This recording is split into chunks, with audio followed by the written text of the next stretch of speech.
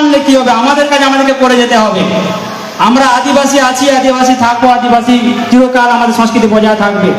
তার সঙ্গে সঙ্গে আমাদের আদিবাসী সমাজকেও কিন্তু এগিয়ে আসতে হবে। যেখানে আমাদের সমস্ত আদিবাসী সম্প্রদায়ের যে সমস্ত বিভিন্ন জনগোষ্ঠী রয়েছে, আমরা আস্তে আস্তে করে আমাদের ভাষা ভুলে যাচ্ছি, আমাদের সংস্কৃতি ভুলে যাচ্ছি। তার সঙ্গে তো সরকারি একটা প্রোটোকল তৈরি হয়ে গেছে আমাদের উপর, তাদের অন্যান্য সংস্কৃতিকে চাপিয়ে দেওয়ার। সেই সমস্ত সংস্কৃতিকে আমাদেরকে ফিরিয়ে আনতে হবে। আমাদের ভূমি সম্প্রদায়ের যে নিজস্ব ভাষা রয়েছে, কড়া সম্প্রদায়ের যে নিজস্ব সংস্কৃতি রয়েছে, মুন্ডারো সম্প্রদায়ের যে নিজস্ব সংস্কৃতি রয়েছে, প্রত্যেক সংস্কৃতিকে তাদের ফিরিয়ে আনতে হবে। নাহলে আস্তে আস্তে করে আমরা কিন্তু বিলুপ্ত হয়ে যাব। আমাদের ভারতবর্ষ এখনো পর্যন্ত সরকারিভাবে লিপিবদ্ধ 705 জন আমরা আদিবাসী, 705 জন মানে 5টি জনগোষ্ঠী আমরা আদিবাসী সম্প্রদায় রয়েছি। আমরা হারিয়ে যেতে বসেছি, আমাদের সংস্কৃতি হারিয়ে যেতে বসেছে। আমাদের যে এত আদিকাল থেকে এত আমাদের ভাষা সংস্কৃতি, সেইটাকে আমাদের ধার করে অন্যান্য সম্প্রদায়ের আদিবাসী হওয়ার প্রচেষ্টা করছে। আর আমরা নিজেরা আদিবাসী, আমাদের যে সমস্ত ভাষা রয়েছে, সংস্কৃতি রয়েছে, আমরা সেগুলো ভুলে যাচ্ছি। সে সুযোগটাকে আমরা তৈরি করেছি কাদের জন্য? অন্যান্য আদিবাসী সম্প্রদায়ের জন্য।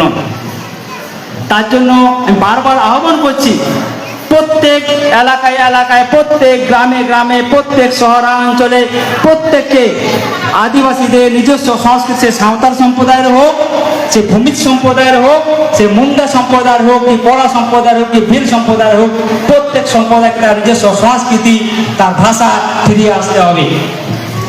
আমি আমার বক্তব্যকে মোটেও দীর্ঘায়িত করব না। এখানে আমাদের সাংস্কৃতিক অনুষ্ঠান চলছে, আদিবাসীদের যে বিভিন্ন সম্প্রদায়ের আমাদের যে সাংস্কৃতিক অনুষ্ঠান, তারা নাচ গান সেখানে পরিবেশন করবেন। কিন্তু তার সঙ্গে সঙ্গে আমি কয়েকটি কথা বলে যেতে চাই। আমার এই মাইকের আওয়াজ খাতড়া শহরে যতদূর পর্যন্ত শোনা যাচ্ছে, তামাম আদিবাসী, তার সঙ্গে সঙ্গে অন্যান্য সম্প্রদায়ের আদিবাসী মানুষদেরও জানা দরকার যে আদিবাসী কি। অনেকে আমরা বলি যে আমাদের তো সংবিধানে আদিবাসী শব্দটাই নেই। আমাদের আদিবাসী শব্দটা না থাকলেও আদিবাসীকে কিন্তু যে সরকার যদি সংবিধানে লিপিবদ্ধ না করলো, সরকারের সঙ্গে যে অন্যভাবে জড়িত সুপ্রিম কোর্ট কিন্তু লিপিবদ্ধ করেছে। কারণ সেখানে পরিষ্কার তারা বলেই দিয়েছে, শিডিউল ট্রাইব আমাদেরকে তপশালী জনজাতি বলা হচ্ছে। এই শিডিউল ট্রাইব এবং সেখানে আদিবাসী দুটো শব্দকে তারা এক করে দিয়েছেন যে ভারতবর্ষে যতগুলো শিডিউল ট্রাইব সম্প্রদায় আছেন তারা প্রত্যেকে আদিবাসী এবং ভারতবর্ষের আদিবাসিন্দা। এটাকে আমাদের প্রত্যেককে জোর গলায় বলতে হবে। আমরা ভুলে যেতে বসেছি। আজ যে জনগণনা আসছে, জনগণনা শুরু হয়ে গেছে, আমরা যদি সেখানে নিজেদের ভাষা, নিজেদের ধর্ম, যে সংস্কৃতি না তুলে ধরতে পারি, আগামী দিনে কিন্তু এই ভারতবর্ষ থেকে আমাদের আদিবাসীদেরকে একদম নিশ্চিহ্ন করে দেওয়া হবে। তাই আমার সবার কাছে আহ্বান, প্রত্যেকে যেন নিজের নিজের জাতির ভাষা, আমরা ধর্ম, সংস্কৃতিকে বজায় রাখি, আমাদের আদিবাসী অস্তিত্বকে যেন বজায় রাখি। আমাদেরকে এখন বিভিন্ন সরকারি অনুষ্ঠানে আদিবাসী শব্দ প্রয়োগ করা হয় না। কি বলা হয়? আমাদের বলা হয় জনজাতি, বনবাসী। তার মানে কি? এটা তো সরকারি প্রোটোকল, এই রাজনৈতিক প্যাচ একটা, যাতে আস্তে আস্তে করে জনজাতি, বনবাসী বলে বলে আমাদেরকে স্বর্গবাসী করে দেওয়া হচ্ছে। আগামী দিনে ও স্বর্গবাসী করে, তার মানে ভারতবর্ষে আদিবাসীদের কোনো অস্তিত্ব নেই, অস্তিত্ব নেই আমাদের। কিন্তু সরকারিভাবে তারা যদি নাও ঘোষণা করে, আমরা কিন্তু আমাদের অস্তিত্বকে বাঁচিয়ে রাখবো। এই শপথ আমরা এখান থেকেই নেব। আমাদের প্রত্যেকের অধিকার যে সেটা ফিরিয়ে আনার জন্য আমাদেরকে সংঘবদ্ধ হতে হবে। আমরা জনজাতি, না আমরা বনবাসী, আমরা হলাম আদিবাসী, আদিবাসী, আদিবাসী। এটাকে জোর গলায় প্রত্যেকেই বলতে হবে।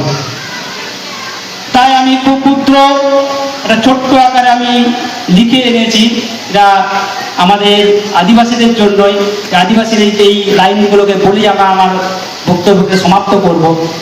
যে আদিবাসী আমাদের জাত্যাভিমান, জোহার আমাদের অভিমান, প্রকৃতি আমাদের পূজা, তীর ধনুক আমাদের পরিচয়, জল জঙ্গল জমিন অধিকার আমাদের প্রাণ।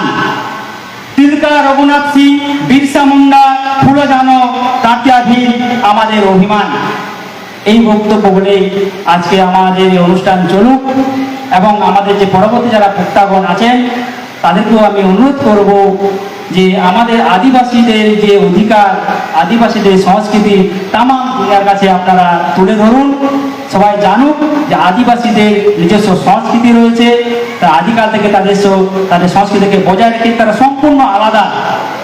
আমাদের অনুষ্ঠান চলুক এই আশা রাখছি। জোহার। ধন্যবাদ।